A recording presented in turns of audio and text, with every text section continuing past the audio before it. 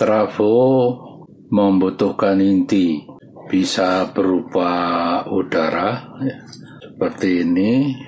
Ini trafo tanpa inti ya, karena ini plastik ya, tidak berpengaruh terhadap gulungan kawat yang kita pasang ya. Tapi ini tegangan bolak-balik yang ada di gulungan yang ini bisa menginduksi ke sini, meskipun tidak sekuat kalau dipasang inti. Nah, sebuah inti untuk trafo itu mempunyai persyaratan ya. Jadi persyaratannya adalah inti itu harus mudah menjadi magnet ya. Jadi dia harus bisa menjadi magnet, atau dia bisa dipengaruhi oleh magnet dengan mudah. Kemudian syarat kedua, dia harus mempunyai resistansi yang besar ya.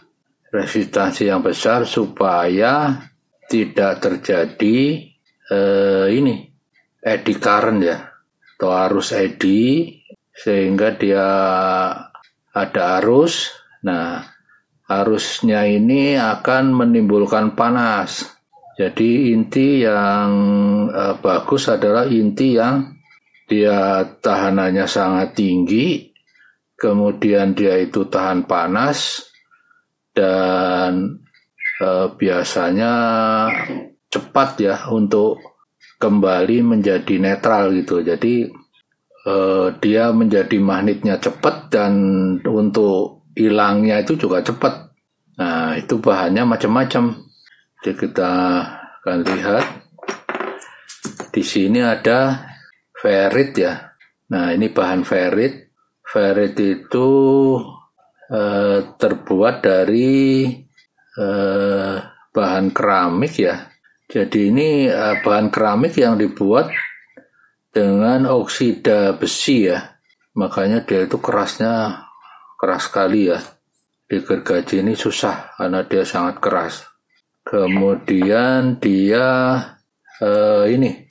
mempunyai tahanan yang sangat tinggi. Jadi tahanannya sangat tinggi sehingga tidak akan terjadi eddy current. Kemudian ada juga bahan dari plat ya, logam ya. Ini logam, ini besi ya. Kita tahu besi itu akan mudah menjadi magnet, dan dia mudah juga magnetnya hilang. Jadi kita akan coba ya. Kita akan coba. Ini kita coba. Nah, ini adalah magnet ya. Magnet yang sangat kuat. Nah, magnet ini sangat kuat sehingga kalau kita ini dia nempel seperti ini. Kalau misalnya magnetnya kita lepas, itu nggak ada magnet yang timbul ya. Nggak ada magnet yang timbul. Jadi dia magnetnya terbuat gampang terjadi, dan hilangnya juga gampang. Nah, plat ini dia mudah dipakai ya. Jadi ini bentuk EI ya, dipasang seperti ini. Nah, ini plat, kalau dia itu konslet ya, maka trafonya akan panas. Jadi sebelum dipasang biasanya ini dicelup di minyak isolasi ya, baru dipasang. Nah, kita bisa lihat nih ininya, bekas-bekas minyak isolasi. Jadi tujuannya supaya plat satu dengan plat lainnya itu tidak berhubungan ya secara konduksi. Jadi ini kita lihat bekas dicelup, sehingga kadang-kadang kalau kita nyopot dia akan seperti dilem ya, mesti dicongkel dikit. Nah, ini adalah isolasinya menggunakan oli khusus ya, atau minyak khusus untuk isolasi trafo ya. Oke, jadi ini kemudian, jadi syarat pertama dia harus bisa nyambung ke magnet atau bisa menjadi magnet. Nah, kita lihat ini si ferrit ya, ferrit batang ini dia magnetnya cukup kuat ya. Nah, magnetnya cukup kuat. Kemudian ferrit ini juga kuat. Nah, sekarang banyak yang bisa ini menjadi magnet. Nah, kalau misalnya kita coba misalnya ini baja ya, ujungnya baja, kita lihat magnet. Nah, ini kita coba, kita ambil nih, kita lihat dia bisa ngambil seperti ini. Nah, sekarang kita ambil ini, ada magnetnya nggak hilang. Jadi magnetnya dia masih ada sehingga masih nempel ya. Ini artinya logam ini tidak bisa dipakai untuk trafo karena dia kan magnetnya kan lama netralnya ya. Dia nggak bisa jadi trafo. Kemudian kita coba yang lain. Ini ferrit ya. Kita lihat dia nempel sangat kuat. Ini nempel sangat kuat. Jadi kalau kita seperti ini, nah lihat nempel magnetnya sangat kuat. Dia hampir, kalau plat besi udah pastilah ya, ferritnya sangat kuat. Kemudian kita lihat ya, kemudian ini juga sangat kuat. Setelah dia dikasih magnet seperti ini, apakah dia akan ikut menjadi magnet? Nah, kita pasang begini. Kalau ini kita lepas, nggak ada, magnetnya hilang. Kalau coba ini, taruhin magnet ini, kemudian ini kita lepas, kita taruh, dia ada magnet, tuh nggak jatuh, karena dia terikat, jadi dia berubah menjadi magnet.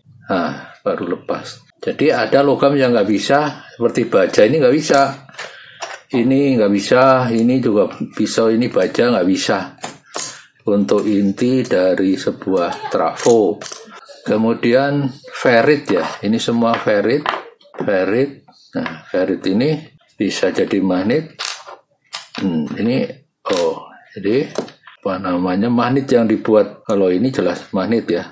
Ini kemudian yang kedua syaratnya itu dia harus isolasinya harus tinggi. Nah, tadi tahu kalau yang ini isolasinya adalah ditambah dengan dia sendiri kontak ini, orang dialog besi, tapi karena dikasih cairan atau larutan isolasi, pada saat dipasang dia akhirnya terisolir ya, dengan plat yang sebelah-sebelahnya itu terisolasi. Kemudian kalau ferrit kita bisa ukur ya, ini kita taruh di 200 kilo ohm. Wow, besar sekali nih, kita taruh di 200 kilo ohm. Sekarang kita coba ferrit batang ya, ferrit batang kita coba kontak, dia langsung. Kemudian kita tidak ada konduksinya, nggak ada, atau dia tidak nyambung sama sekali. Artinya ferrit ini mempunyai isolasi atau mempunyai resistor yang sangat tinggi, karena ini 200 kilo ya, jadi tidak ada hubungan. Kemudian kita coba ini ferrit untuk flyback, dia nyambung. Kita lihat dia punya tahanan sekitar ya 13 kilo 12 kilo ya, dia tahanannya sekitar 12 kilo. Jadi dia ferrit ini mempunyai tahanan sekitar 12 kilo. Jadi ini mungkin dari sisi tertentu ya, memang diperlukan bahan seperti ini. Kemudian kita lihat ya, ferrit trafo ini, kita lihat. Nah, dia sama 24 ya, sekitar itu ya, sekitar 20 kiloan lah. Dia punya resistansi sekitar 20 kilo, ini tadi sekitar 12 kilo ya. Kemudian yang kecil ini, kita lihat. Ini juga sama, tapi ini mungkin lebih besar ya, sekitar 30 atau 40 kilo ohm ya, 40 kilo ohm. Jadi ada resistansinya. Kemudian kita akan lihat yang ini, ferrit nih. Ferritnya ini dia ada lapisan pelindung ya. Ini bukan ferrit ya, ini mungkin ini bukan ferrit nih, ini serbuk besi namanya, iron powder ya, serbuk itu powder, jadi iron powder, jadi serbuk besi. Terus ada lagi juga ferrit, tapi ini mungkin jenisnya mirip seperti ferrit ya. Kelebihannya dia ini lebih tahan panas ya. Dia tidak mudah berubah atau tidak mudah jenuh. Kita lihat dengan 200 kilo, ini bagian yang pecah, kita lihat ternyata tidak nyambung ya. Dia resistannya tinggi. Ini serbuk besi resistannya tinggi. Nah, kita lihat magnet. Ini magnetnya nempel sangat kuat ya. Jadi kalau misalnya jadi dia kuat sekali nariknya. Jadi memang dia mudah menjadi magnet. Nah, tapi kalau ini kita lepas, dia tidak ada sama sekali magnet yang tersisa atau magnet yang timbul itu benar-benar hilang. Nah, jadi ini serbuk besi, ini ferrit, ini ferrit, ini ferrit. Jadi ferrit itu ada yang dia resistansinya sekitar 10 kilo sampai sekitar 50 kilo lah. Ini kita bisa lihat, ini juga toroid ya. Ini juga sama, kita lihat. Jadi nempel karena ini isinya bisa serbuk besi, bisa ferrit. Karena dia ini ada pelindungnya ya, ada plastik seperti ini ya, pelindung. Jadi kalau dia dengan arus besar dan power besar, dia lebih sering digunakan tuh serbuk besi. Tapi kalau untuk kebutuhan tertentu, dia menggunakan ferrit. Nah, ferrit ini bisa mempunyai resistansi ya. Dia ada R-nya. Ini adalah ferrit untuk radio ini, untuk frekuensi tinggi. Sedangkan ini ferrit yang di ini frekuensinya rendah ini, sekitar 50 kilo ya, 50 kilo sampai mungkin maksimum ya 100 atau 200 kilo hertz ya. Jadi frekuensinya 50 kilo sampai 200 kilo hertz. Nah, kalau ferrit ini dia bisa sampai puluhan juta hertz ya. Jadi ini bisa sampai puluhan juta hertz. Jadi resistannya tinggi. Nah, kita lihat ini juga toroid ya. Jadi ada yang bentuknya seperti ini. Ini bentuknya itu disebut toroid. Kalau isinya itu bisa ferrit, bisa serbuk besi. Jadi kita tidak bisa mengatakan kalau toroid itu semua isinya ferrit. Jadi isinya bisa serbuk besi, bisa toroid. Nah, toroid yang kita kenal, kita coba, ini semuanya ada resistannya. Jadi dia mengandung R karena dia frekuensinya rendah. Nah, kita lihat nih. Jadi ada resistan. Meskipun yang kecil ini juga kita lihat 26 kilo ya. Jadi ada ini. Tapi yang serbuk besi itu kebanyakan resistannya sangat tinggi. Nah, atau yang dipakai untuk frekuensi tinggi itu resistannya sangat tinggi. Ini kita coba, kita lihat. Ini kelihatannya juga bukan ferrit, ini kelihatannya serbuk besi. Tuh, resistannya sangat tinggi. Tidak sama sekali tidak nyambung ya. Kalau kita short, nah 0. Ini sebelahnya itu tidak ada kontak ya, tidak ada resistansi. Jadi tidak ada resistansi. Ini rapat sekali, dilapis dengan plastik ya, dicelup plastik lah ini. Kemudian ini Kita coba ini juga tidak ada nyambung. Nah, jadi tidak isolasinya sangat tinggi.